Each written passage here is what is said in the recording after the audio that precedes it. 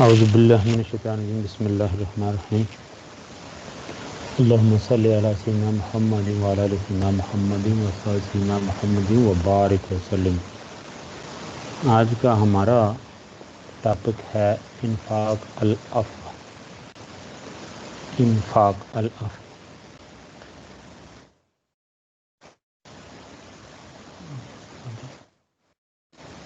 العفو کا معنی مفہوم، یہ تمہیداً کچھ کلمات یہ ذرا ان کے اوپر توجہ دیں کہ اسلام نے فرد کو انفرادی ملکیت کا حق دیا ہے، لیکن یہ حق مطلق نہیں بلکہ خالق کائنات کے احکام کی روشنی میں اسلام اس حق کے ملکیت پر کچھ ذمہ داریاں عائد کرتا ہے اور اس کی کچھ حدود متعین کرتا ہے۔ انہی ذمہ داریوں میں صدقات واجبہ یعنی زکوٰۃ وغیرہ، جس کی ڈیٹیل میں نے کل آپ کے سامنے رکھ دی کہ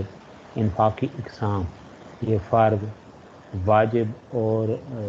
سنت، یعنی سنت غیر موقدہ، عمل تو سنت ہے لیکن سنت غیر موقدہ، اس کی پوری ڈیٹیل میں نے آپ کے سامنے رکھی تھی۔ تو یعنی یہ جو ہے نا، جو انسان کے اوپر اسلام یعنی حق ملکیت پر کچھ ذمہ داریاں عائد کرتا ہے، اس کی کچھ حدود متعین کرتا ہے۔ انہی ذمہ داریوں میں صدقات واجبہ یعنی زکوٰۃ وغیرہ ہیں جن کی ادائیگی لازمی ہے۔ اس کے علاوہ اسلام ایک فرد سے مزید رضاکارانہ مالی قربانی کا مطالبہ بھی کرتا ہے۔ اس میں انفاق فی سبیل اللہ، اس کی ڈیٹیل آپ کے سامنے بھرپور انداز میں کل رکھ دی گئی ہے، یعنی اللہ کی راہ میں زیادہ سے زیادہ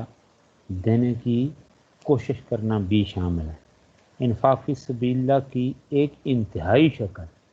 جس کی طرف ہم آ رہے ہیں، انتہائی شکل کون سی؟ العفو۔ انفاق فی سبیل اللہ کی ایک انتہائی شکل یسألونک ماذا ینفقون قل العفو ہے، یعنی آپ سے پوچھتے ہیں کہ کیا خرچ کریں، اللہ کے راستے میں خرچ کیا کریں، فرما دیجئے، یعنی آپ فرما دیجئے جو بچے یعنی اپنے خرچ سے، جو بچے اپنے خرچ سے وہ اللہ کے راستے میں گویا کہ وہ آپ نے اس کو خرچ کر دینا۔ تو یہ یعنی انفاق فی سبیل اللہ کی انتہائی شکل یہ ہے، یسألونک ماذا ینفقون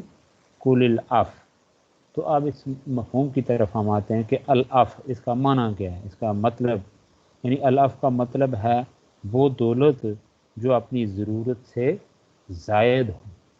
اسلام ایک فرد سے مطالبہ کرتا ہے کہ وہ جائز اور حلال طریقوں سے جو دولت کمائے اس میں سے لازماً زکوٰۃ کی ادائیگی کرے، اپنا اور اپنے بال بچوں کا پیٹ بھرے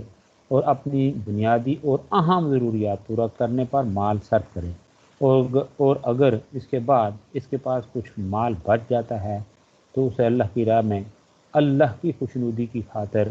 معاشرے کے غرباء اور مساکین اور ضرورت مند افراد میں تقسیم کر دے تاکہ وہ بھی اپنی ضروریات پوری کر سکیں۔ پھر العفو کا ایک معنی اچھا اور عمدہ مال خرچ کرنے کے ہیں۔ اس حوالے سے علامہ ابن کثیر نے اپنی تفسیر یعنی ابن کثیر میں امام ربی کا ایک قول نقل کیا ہے کہ یعنی اس صورت میں قل العفو کا مطلب بنتا ہے کہ اللہ کی راہ میں اچھا اور عمدہ مال خرچ کرو اور گھٹیا مال چھانٹ کر نہ دو۔ اس کی مثال میں نے کل دی تھی کہ کس طرح پھر ہم کیا یعنی عمدہ مال اللہ کے راستے میں خرچ کرتے ہیں، یا جب کبھی کوئی بیچارہ وہ درد دل رکھنے والا دیوار مہربانی کا بورڈ لگا دے آپ کی یونیورسٹی کے سامنے، گیٹ کے سامنے اگر آپ کی نظر پڑی ہو، لازماً پڑی ہوگی، تو وہاں پہ لکھا ہوا دیوار مہربانی، وہاں پہ میں نے کل بھی اشارتاً کہا تھا کہ ادھر نظر پڑتے ہی آپ نے دیکھا ہوگا کہ پھٹے پرانے کپڑے جو گھر کے اندر رکھتے ہوئے تکلیف ہوتی ہے وہ ادھر لے جا کے لٹکا دیتے ہیں۔ تو یہ دیکھیں نا، یہ پھر عمدہ مال دیتے ہیں، تو جس نے دینا ہے اللہ کے راستے میں، اسی کی جو خود ہی اب ظاہر ہے پھر اس کو وہ ادھر ہی لٹکا رہتا ہے، جب بارش ہوتی ہے پھر وہ اس طرح، پھر شاید میرا خیال میں اور تو کوئی ان کو اٹھا کے لے جانے والا نہیں ہوگا، بلدیہ والے اٹھا کے اس میں ڈال کے کوڑے کرکٹ میں اس کو ضائع کرتے ہوں۔ تو یہ ہوتا ہے کہ اللہ کے راستے میں العف کا ایک معنی اچھا اور عمدہ مال، جس کے حوالے سے یعنی امام ربی کے حوالے سے جو علامہ ابن کثیر نے اس کو نقل کیا کہ عمدہ مال جو ہے وہ اللہ کے راستے میں دیا جائے، تو اس کا مطلب یہ ہوا کہ العف کا مطلب بنتا ہے اللہ کی راہ میں اچھا اور عمدہ مال خرچ کرو، اور گھٹیا یا چھانٹ کار مال الگ نہ کرو، نہ دو، کیونکہ آپ دیکھیں نا اللہ تعالیٰ فرماتے ہیں قرآن حکیم میں سورہ آل عمران میں اللہ تعالیٰ کا ارشاد ہے، جب تک تم ان چیزوں میں سے جو تمہیں عزیز ہیں اللہ تعالیٰ کی راہ میں صرف نہ کار دو نہ کرو گے، کبھی نیکی حاصل نہ کر سکو گے، ہے نا، لن تنالوا البر حتی تنفقوا مما تحبون۔ تو یہ تو ہے نا یہ ایسی چیزیں جن کو آپ لیکن لوگوں نے پھر اپنی عزیز ترین متاع جسے کہا جاتا ہے نا، زندگی، آل اولاد، ان کو دینے سے بھی دریغ نہیں کی، اور جو اللہ سے محبت رکھتے ہیں واقعتاً پھر وہ اللہ اور نبی کے نام کے اوپر اپنی جان چھڑکتے ہیں، جان کی قربانیاں دیتے ہیں، تو باقی مال تو یہ تو کوئی چیز ان کے سامنے اس کی کوئی حیثیت ہی نہیں۔ پھر العف کا ایک تیسرا معنی یعنی ایک معنی یہ بھی ہے کہ آسان اور نرم، یعنی آسان اور نرم کے بھی ہیں، یعنی اپنی حیثیت کے مطابق خرچ کیا جائے۔ اس حوالے سے مجاہد کہتے ہیں کہ عفو کے معنی ہے نا، یس کل العفو، عفو کے معنی ہیں کہ صدقہ تونگری کے ساتھ ہو تاکہ لوگوں پر گراں نہ گزرے، یعنی ایسا ہی نا کہ ہے نا ولا تجل یدک مغلولۃ الی عنقک ولا تبسطها کل البسط فتقعد ملوما محسورا، یعنی ساتھ ساتھ دیکھیں نا ترغیب ہے، اور ساتھ ساتھ وہ راستہ بھی بتا دیا اسلام نے کہ جذباتی انداز میں نہیں بلکہ یہ کہ اس حد تک کہ درمیانہ راستہ اختیار کیا جائے۔ اچھا جی، تو یہ ہے کہ تونگری کے ساتھ ظاہر ہے کھاتا پیتے گرانے کے جو لوگ ہیں اگر وہ اس طرف قدم بڑھائیں گے، اللہ کے راستے میں خرچ کریں گے، تو ایک تو یہ ہوگا کہ دوسروں کے لیے یعنی ایک کلچر بننا شروع ہو جاتا ہے، جس طرح ہمارے ڈاکٹر عبدالخالق خان صاحب کہا کرتے ہیں کہ یہ آپ ذرا سعودی کلچر کو دیکھنا ہو تو وہاں جا کے اس کا پریکٹیکلی مشاہدہ کریں، جو چیزیں ان کے کلچر کا حصہ بنی ہوئی ہیں، یعنی اللہ کا حکم تو ہے لیکن کیا کلچر ہے وہاں کے، اگر گاڑی میں اگر آپ سفر کر رہے ہیں تو نماز کا ٹائم ہو تو گاڑیاں ادھر رک جاتی ہیں، لوگ دائیں بائیں سڑ میں آپ وہ دیکھیں پاس جو بھی ہے کوئی کپڑا چادر وہ بچھاتے ہیں اور نماز شروع کر دیتے ہیں اور باجماعت شروع کر دیتے ہیں، یہ کلچر ہے۔ تو ہمارے ہاں اس طرح اکا دکا، بلکہ آپ گاڑی کے اندر سوار ہوں تو آپ چیختے رہیں، کسی گاڑی والا وہ کیونکہ وہ کلچر نہیں ہے، گاڑی والے کو وہ ڈرائیور ہے اس کو اتنا آپ دیکھیں نا وہ اتنا پڑھا لکھا تو ہوتا نہیں ہے نہ اس کو اس حوالے سے اتنا، ہاں اگر وہ ظاہر گھر والے اہتمام کرتے ہیں صلاحات کا پھر شاید خدا خوفی کرتے ہوئے لوگوں کی وہ اس حوالے سے بات سن لے، کہیں مسجد میں کے سامنے وہ گاڑی کھڑی کر دے تو باقی لوگ نماز پڑھیں، ادروائز چونکہ یہاں پہ اس طرح کا کلچر نہیں ہے گاڑی کھڑا کرنا نماز کے ٹائم کے اوپر، تو بس وہ چلتے رہیں، الٹا وہ کہتے ہیں بھائی ٹائم لیٹ ہو رہا ہے اگلا ٹائم اٹھانا ہے۔ تو یہ ہوتا ہے کہ جو کھاتے پیتے لوگ ہیں اگر وہ یعنی انفاق فی سبیل اللہ اور العفو کی طرف بڑھیں گے تو ظاہر ہے ایک دیکھیں نا ایک کلچر جو ہے نا وہ پنپے کا، تو ترغیب ہوگی لوگوں کو کہ زیادہ سے زیادہ جو ہے نا وہ اپنی ضرورت سے زیادہ جو چیزیں ہیں جو مال ہے وہ اللہ کے راستے میں خرچ کیا جائے، دوسروں کی ضروریات کا خیال رکھا جائے۔ تو بات ہو رہی تھی کہ صدقہ تونگری کے ساتھ تاکہ لوگوں پر گراں نہ گزرے۔ اسی طرح سورہ آگے دیکھیں نا کیا یعنی میں نے ابھی آپ کو بتایا کہ حدود بھی ساتھ حدود و قیود بھی ہیں، سورہ فرقان میں اللہ تعالیٰ کا ارشاد ہے کہ رحمان کے بندے وہ، اور جب وہ خرچ کرتے ہیں اور جب خرچ کرتے ہیں تو نہ بیجا اڑاتے ہیں اور نہ تنگی کو کام میں لاتے ہیں۔ تو اسی حوالے سے اس کا جو مقصد ہے انفاق العف، یعنی ضرورت سے زائد مال کا اللہ کی راہ میں خرچ کرنا، اس کا بنیادی مقصد جو ہے وہ ہے ارتکاز دولت کو کم کر کے گردش دولت میں اضافہ، اور اس کے ذریعے معاشرے کے مختلف طبقات میں تقسیم دولت میں پائے جانے والے جو تضادات یا تفاوت، اس کو دور کرنا۔ یہ تو ہم پڑھیں گے اس حوالے سے اس کی معاشی جو اہمیت ہے، گردش دولت یا وراثت کے حوالے سے ہم نے پڑھا ہے، زکوٰۃ کے حوالے سے، صدقات و خیرات کے حوالے سے، یہ ساری چیزیں ہم پڑھ چکے ہیں کہ ان چیزوں کی، انفاق فی سبیل اللہ کی، زکوٰۃ کی، صدقات کی، پھر میراث کی، اس کی معاشی اہمیت کیا ہے۔ معاشی اور معاشرتی اہمیت دونوں ساتھ ساتھ چل رہے ہیں۔ ظاہر ہے اگر اس حوالے سے انسان کی معیشت میں، تو معاشرے کے اندر بھی وہ گویا کہ اس طرح کی بے چینی، اضطراب یا قطع گر، یہ جو سماجی برائیاں ہیں، یہ کافی حد تک کم ہو سکتی ہیں۔ تو اس حوالے سے العف کی اہمیت قرآن کی، یہ کل بے تحاشا میں نے آیتیں آپ کے سامنے وہ رکھی ہیں، ریفرنس دیے ہیں۔ پھر یہ العف کے حوالے سے یہ دو چار یعنی خاص آیات جو ہیں وہ آپ ذہن نشین کر لیں۔ اللہ فرماتے ہیں وفی اموالہم حق للسائل والمحروم، اور ان کے مالوں میں مانگنے والوں اور محتاجوں کا حق ہے، یعنی ان کے مالوں میں حق ہے سائل اور محروموں کے لیے۔ وفی اموالہم حق للسائل والمحروم۔ پھر اللہ فرماتے ہیں سورۃ المعارج میں اللہ تعالیٰ کا ارشاد ہے والذین فی اموالہم حق معلوم للسائل والمحروم، کہ ان کے مال میں ایک معین حق ہے سائل اور محروم کا، یعنی جو لوگ صاحب استطاعت ہیں زکوٰۃ بھی نکالتے ہیں، اس کے ساتھ بھی کل میں نے ایک حدیث پاک بھی آپ کے سامنے، بہت ساری حدیثیں، لیکن یہ خاص اس ان عنوانات کے اوپر جو حدیث انفاق فی سبیل اللہ اور العف کے اوپر جو دلالت کرتی ہے حدیث مبارکہ کہ ان فی المال حقاً سوى الزکوٰۃ، اللہ کے نبی نے فرمایا کہ یہ زکوٰۃ کے علاوہ بھی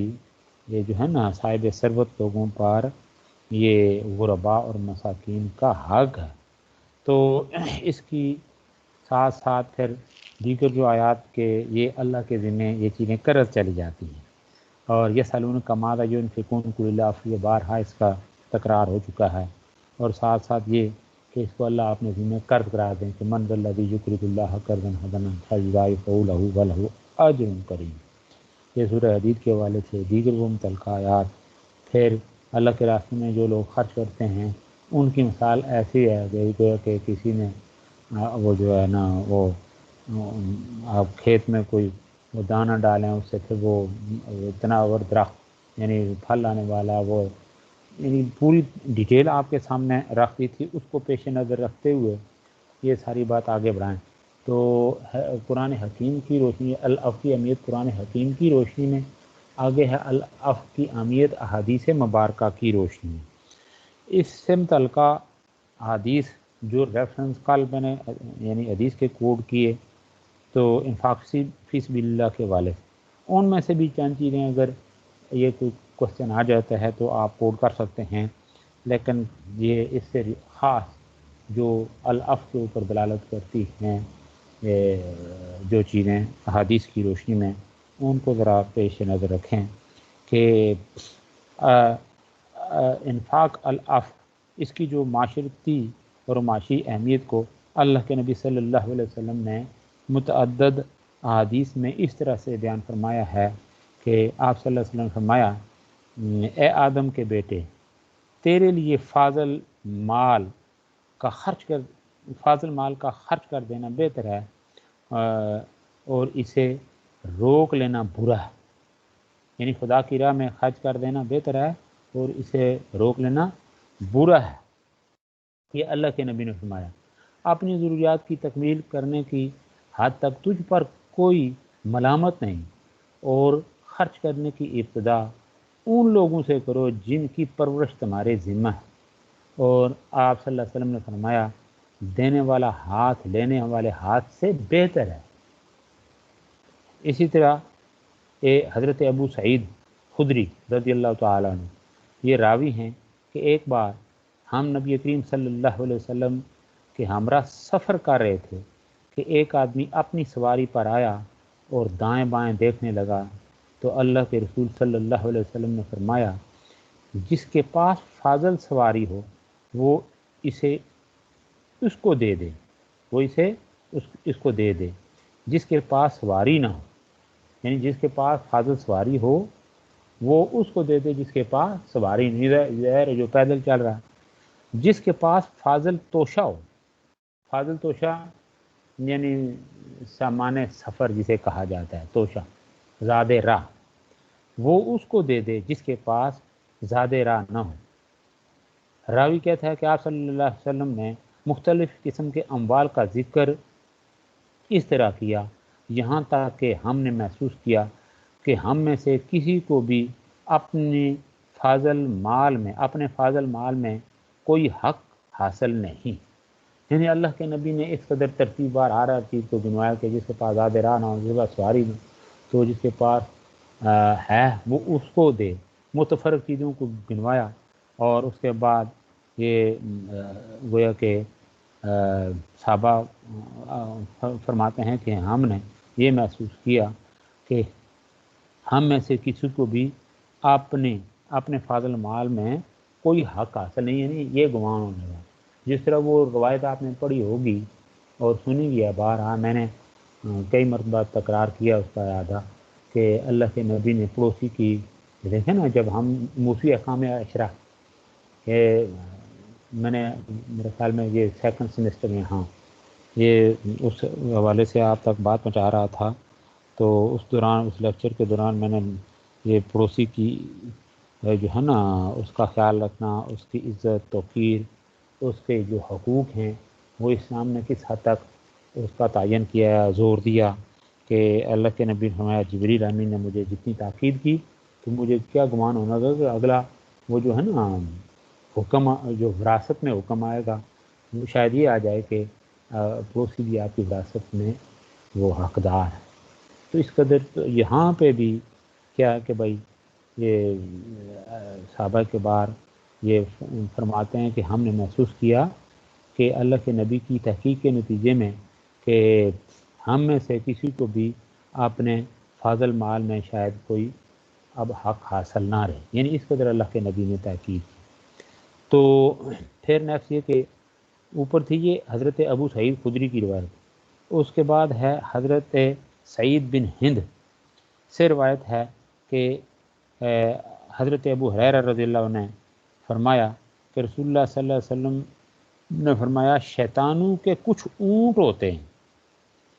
اور بعض مکان بھی شیطانوں کے ہوتے ہیں۔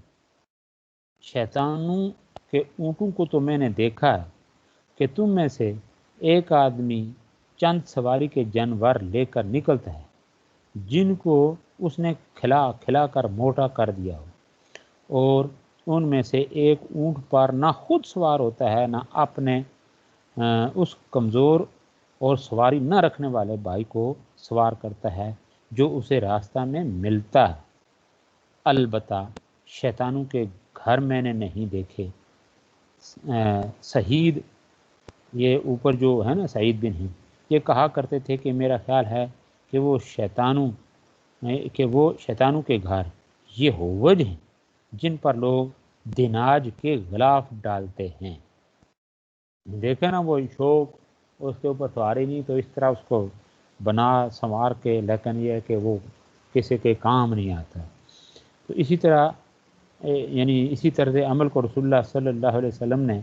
زمین کے معاملہ میں بھی پسند فرمایا، یہ مزاریت کے حوالے سے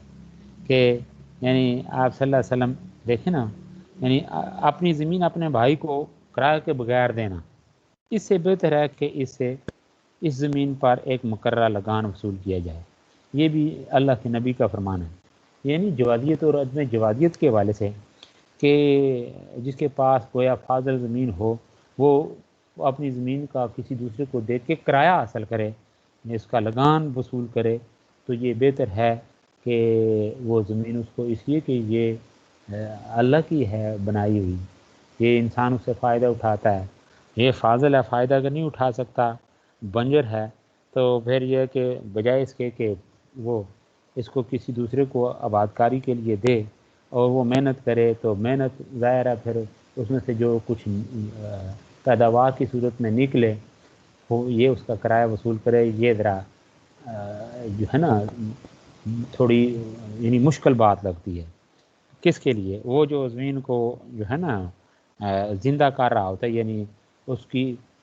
کے اندر کھیتی باڑی کر رہا ہوتا ہے، پھر اس کو جب دینا پڑے تو پھر وہ یعنی یہ ہے نا محنت وہ کرے تو لے وہ جائے، تو اس سے پھر اس کی ایک لحاظ سے دل آزاری کا ایک شائبہ ہوتا ہے، حالانکہ اس کی جوازیت تو ہے، لیکن بہتر اللہ کے نبی نے فرمایا یہ ہے کہ اس کے بجائے اس کو مفت میں دے دے، یعنی بغیر اپنی زمین اپنے بھائی کو کرایہ کے بغیر دے دینا، یہ بہتر ہے کہ اس سے اس زمین پر ایک مقررہ لگان وصول کرے۔ اسی طریقے سے نبی پاک صلی اللہ علیہ وسلم کی ایک اور حدیث حضرت ابو ذر سے مروی ہے، یعنی ایک اور روایت جو حضرت ابو ذر سے مروی ہے کہ رسول اللہ صلی اللہ علیہ وسلم نے فرمایا، اے ابو ذر، میں پسند نہیں کرتا کہ میرے پاس احد پہاڑ جتنا سونا ہو اور ایک رات یا 3 راتیں اس طرح گزریں کہ اس میں سے کچھ میرے پاس باقی ہو سوائے قرض کی ادائیگی کے لیے۔ تو یہ دیکھ لیں کہ اللہ کے نبی یہ بارہا اس نبی پاک صلی اللہ علیہ وسلم کے اس فرمان گرامی کی طرف ہم نے توجہ دلائی ہے آپ سب کی، تو بہرحال یہ کہ یہ ہے اللہ اس کی امپورٹنس دی۔ تو اس حوالے سے اسلام نے یعنی اسلام انسان کے معاشی مسئلہ کو جس انداز میں حل کرنا چاہتا ہے، اس لحاظ سے انفاق العفو یقیناً ایک انقلابی تصور ہے۔ یہ نا یہ سالوں اس حوالے سے جب میں نے تھوڑا ٹچ دیا تھا نا کیپٹلزم اور سوشلزم کو، تو یہی وجہ تھی نا، میں نے کہا کہ انسان کا انسان کے ساتھ جب بغض بڑھتا ہے، ایک طرف وہ امارت کو دیکھتا ہے، دوسری طرف اپنی غربت کو دیکھتا ہے، امیر غریب کے لیے کچھ نہیں کر رہا ہوتا، تو پھر اس کا نتیجہ میں نے آپ کو یہی بتایا کیا نکلتا ہے کہ سلوگن یہ ٹھہرتا ہے کہ انقلاب بندوق کی نالی سے برآمد ہوگا، پھر انسانوں کو طے کیا جاتا ہے، سرخ انقلاب کی باتیں کی جاتی ہیں، اس کے پس پردہ یہی وہ چیزیں ہوتی ہیں، ورنہ اسلام جو تاکید کرتا ہے اس سے انسان کی معاشرت، معیشت، پھر مذہب کی بھی پاسداری ہوتی ہے۔ تو اگر اس طرف نہ آئیں تو پھر وہ تو مسائل ہی مسائل ہیں، اور بارہا یہ ہم باتیں کرتے ہی رہتے ہیں، اللہ تعالیٰ عملی طور پہ اس کی توفیق بھی عطا فرمائے۔ تو اگر معاشرے کا ہر فرد اپنی زائد ضرورت اور دولت اہل حاجت کے سپرد کر دے تو اس بات کا قطعاً کوئی امکان ہی نہیں رہتا کہ معاشرہ میں ایک بھی فرد ٹھیک ہے تہی دست اور یعنی ضروریات زندگی سے محروم رہ جائے۔ تقسیم دولت کے نظام میں پیدا ہونے والی ناہمواریاں اس ایک ہی یعنی قدم سے یعنی اس طرف توجہ دینے سے ختم ہو جائیں۔ اللہ تعالیٰ نے اپنی رحمت و حکمت سے ہر معاشرہ کو اتنے مسائل ضرور عطا کی ہیں کہ اس کے تمام افراد کی ضروریات کی کفالت ہو سکے۔ تو اب ہم آتے ہیں کہ اس کی جو معاشی اہمیت ہے، انفاق اللہ کی معاشی، تو نمبر 1 پہ یہ دیکھیں اسکرین کے اوپر معاشی ناہمواری کا تدارک، معاشی ناہمواری کا تدارک۔ تقسیم دولت جو ہے یعنی تقسیم دولت کی ناہمواری ہی یہ کمیابی و معرومی کے مسائل کو جنم دیتی ہے۔ اگر ہر فرد معاشرہ اپنی زائد ضرورت یعنی زائد دولت جو ہے زائد از ضرورت دولت معاشرہ کے سپرد کر دے، یعنی جو ہے نا صاحب استطاعت ہیں، یہ لوگ جو جن کے پاس کچھ نہیں، وہ ہے نا وفی اموالہم حق للسائل والمحروم، یہ پڑھ چکے ہیں۔ تو اس تناظر میں اگر وہ اس کا خیال رکھیں تو ہر ایک کو اپنی ضرورت کا سامان لازماً میسر آ سکتا ہے، یعنی ہر شخص دینے والا بن جائے، ٹھیک ہے، جو صاحب پھر سمجھے کہ بھائی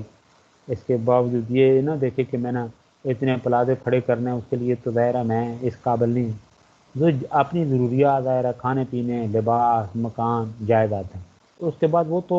اضافی چیزیں ہیں، وہ تو تعیشانہ ایک ہے آپ کی سوچ کہ بھئی آپ پلازہ کھڑا کریں گے، آل اولاد کے لیے بنائیں گے، مستقبل کی وہ پیش ایک طرح ہے، وہ اگر ممانعت نہیں ہے اس کی کہ مستقبل معاملات یا آپ ان چیزوں کے اوپر پہلے سے منصوبہ بندی شروع کر دیں، لیکن یہ ہے کہ وہ آنے والا جو اس دنیا میں آئے گا اس کا ٹھیکہ آپ کے ذمہ نہیں، وہ آئے گا، اللہ نے اس کو بھی دو ہاتھ، دو پاؤں، عقل، دماغ یعنی دیا ہوگا، وہ بھی اپنے سروائیول کے لیے کچھ نہ کچھ اس نے ہاتھ پاؤں تو مارنے، تو اور اس طرح تو پھر یہ دیکھیں نا ساری زمین ہی تنگ پڑ جائے وہ کہ میں 10 کشتوں کے لیے میں نے پلازے کھڑے کرنا ہے، میں نے ان کے لیے پلاٹ خرید کے رکھنے ہیں، میں نے سب کچھ کرنا ہے، تو وہ تو پھر اس کو گویا کہ ایک وہ ہے نا وہ چلتی پھرتی لاش ہی ثابت ہو سکتی ہے پھر، اس لیے کہ اس نے کام ہی کچھ نہیں کرنی، اسی کہ پلازا تو اس کے پاس ہے، سونے کا چمچہ وہ لے کے پیدا ہوا ہے، تو اب تو اس نے پھر کام کرنا ہی کچھ نہیں بلکہ الٹا وہ اور پتہ نہیں اس بنیاد پہ کہ اس کے پاس وسائل بہت ہیں، کئی وہ جو ہے نا غلط راستوں کے اوپر چل پڑے، اور یہ اکثر دیکھا گیا ہے۔ تو پھر یہ ہے کہ مجموعی معیار صرف پر اثر، انفاق کے ذریعے غرباء کے لیے آمدنیوں کی تخلیق کا ایک غیر منقطع سلسلہ شروع ہونے سے مجموعی صرف کا معیار بھی بلند ہو جائے گا، ان کا میلان صرف یعنی ان کا میلان صرف زیادہ ہونے سے اشیاء کی مجموعی طلب میں اضافہ ہوگا، جسے پورا کرنے کے لیے نئی سرمایہ کاری وجود میں آئے گی، ہاں، جو اپنے ساتھ نئے روزگار اور نئی آمدنیاں لے کر آئے گی، اسی طرح معاشرہ میں معاشی گرم بازاری کا ماحول موجود رہے گا جو افراد کو معاشی خوشحالی سے ہمکنار کر دے گا۔ پھر نیکسٹ یہ ہے کہ بخل کے کفل پر کاری ضرب، انفاق الاف جو ہے یہ بخل کے کفل کو توڑنے کا سبب بنتا ہے، باعث بنتا ہے، جس سے معیشت کو کثیر پیداواری وسائل میسر آ جاتے ہیں جنہیں معیشت کی بحالی اور ترقی کے لیے کام میں لایا جا سکتا ہے۔ جس معاشرے میں انفاق الاف ایک معمول بن جائے یا بن گیا ہو، وہاں حکومت کو وسائل حاصل کرنے کے لیے جبری ذرائع سے کام لینے کی ضرورت نہیں رہتی۔ میں نے آپ کو بتایا کہ کلچر بن جائے تو پھر دیکھا نا معاشرت درست ہو گئی، معیشت درست ہو گئی، اوپر تک معاملات جو ہے نا اسٹیٹ لیول پہ، پھر ایون یہ کہ یہ بڑی بات یہ ہے کہ مذہب ہمیں تلقین کرتا ہے، اس کی ذرا پاسداری کر کے دیکھیں، پھر آگے اس کے یعنی ثمرات، اس کے نتائج، اس کے فیوز و برکات کس طور پہ سامنے آتے ہیں۔ تو یہ تھا جی یہ الانفاق، تو اس کی نبی پاک صلی اللہ علیہ وسلم کے زمانہ میں بے تحاشا مثالیں ملتی ہیں، بے تحاشا مثالیں، یہ میں نے وہ واقعہ آپ کے سامنے بیان کیا تھا، اور دیگر بے تحاشا واقعات ہیں، کس واقعہ یعنی ایک سے بڑھ کر ایک واقعہ لگتا ہے۔ آپ دیکھیں نا یہ انفاق کرنے والے وہ سری مختلف 7 گھروں سے چکر لگاتی، پھر اسی گھر میں پہنچتی ہے، اسی گھر میں پہنچتی ہے جس نے دوسرے کو کے لیے یعنی وہ بھیجی تھی کہ شاید یہ مجھ سے بہت زیادہ استحقاق رکھتا ہے، شاید اس کے گھر میں اس کی زیادہ ضرورت ہو، کچھ اور چیز نہ ہو، تو اس طرح اندازاً تخمیناً بھی دوسرے کے لیے گئے کہ اس طرح کے جذبات، تو پھر اللہ کی قدرت دیکھیں اسی کے گھر پہنچتی ہے، اس وقت پھر کہتے ہیں جب اللہ نے اس کو میرے ہی مقدر میں لکھ دیا تو پھر اس کے بعد، لیکن اس سے کیا ہے پھر اسی طرح آپ دیکھیں نا مرتے یعنی جہاں نزا کا عالم ہے، شہادت کے رتو جبے کے اوپر سرفراز ہو رہے ہیں صحابہ کے بعد، لیکن پیاس ہیں العطش العطش، ساتھ سے جب آواز آتی ہے تو پانی کا گھونٹ نہیں ہلک سے اترتا ہے، وہ اشارے سے بات کرنے کے قابل نہیں، اشارے سے کہتے ہیں پہلے اس کو پلائیں، دوسرے جب گلاس اس کی طرف وہ جو ساقی جسے کہتے ہیں پانی پلانے والا دوسرے کی طرف بڑھتا ہے تو وہ ساتھ سے پھر وہ قرآن کی آواز آتی ہے اللہ تشلت، وہ اس کو اشارہ کرتا ہے۔ تو مختلف دیکھیں نا، وہ بھی روایات میں آتا ہے کہ ساتھ ایسے وہ یعنی وہ دیکھیں اللہ کے وہ مقبول بندے تھے صحابہ کے بعد، کہ جن کو ایک گھونٹ پانی نزا کے عالم میں، یعنی جب شہید ہو رہے ہیں تو پیاس کے مارے وہ جو ہے نا زبان سے یہ لفظ نکلتا ہے اللہ تش اللہ تش، لیکن پی نہیں سکتے اس لیے کہ ساتھ عبادت تو اشارہ کرتے ہیں اس طرف کہ اب ادھر لے جاؤ بس میری پیاس ہی ختم ہو، تو سارے یعنی پانی پیے بغیر ہی چلے جاتے ہیں۔ اس کو کہا جاتا ہے یہ دوسروں کا خیال رکھنا، اپنی ذات کے اوپر دوسروں کو ترجیح دینا۔ تو اور بھی میں نے کافی جو ہے نا وہ دیے تھے ریفرنس، تو اللہ تعالیٰ عمل کی توفیق عطا فرمائے۔